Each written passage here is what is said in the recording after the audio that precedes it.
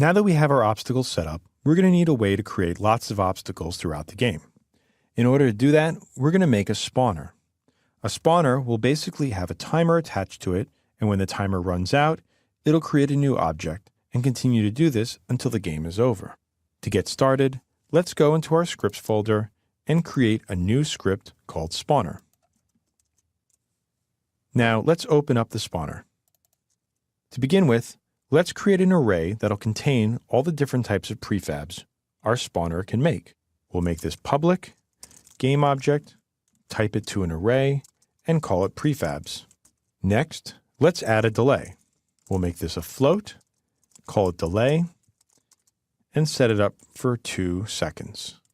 Finally, we'll need a way to know if the spawner is active or not. This way we can shut it down when the game is over. Let's create a public boolean and call it active, and we'll automatically set it to true. Now in our start method, we're going to create something called a coroutine. A coroutine is a way that we can run a script independent of a normal loop.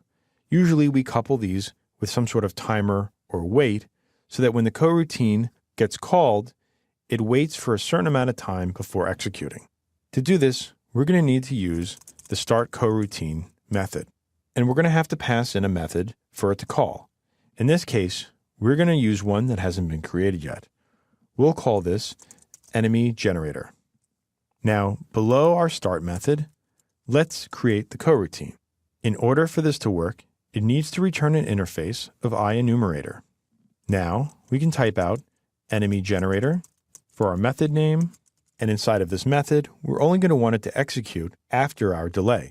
In order to do that, we can use a yield statement to return a new wait for seconds, and we'll pass it in the delay value. If the amount of time has transpired, this will be ignored, and the rest of the method will be executed.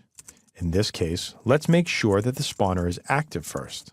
If the spawner is active, we're going to get a new transform, which will represent the position that we want to spawn things at.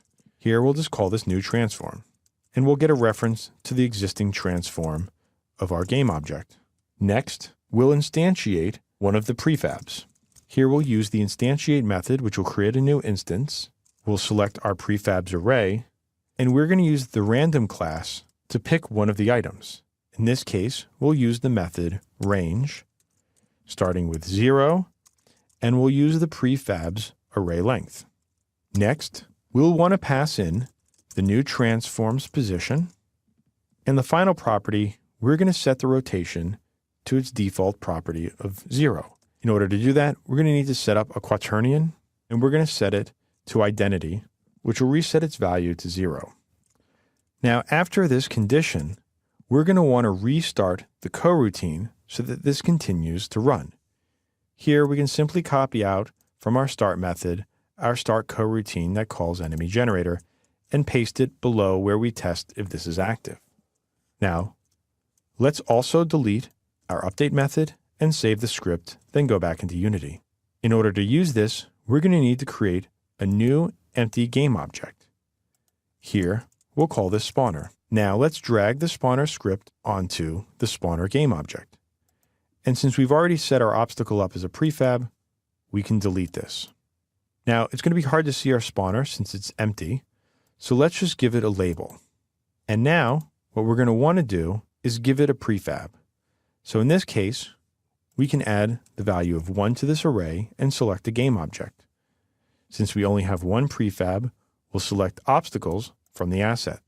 Now if we save our scene and run our game, our spawner should start generating out furniture for our player to avoid. Next up, we'll look into how to add a little bit more variety to the spawner so that it doesn't happen at such a set interval.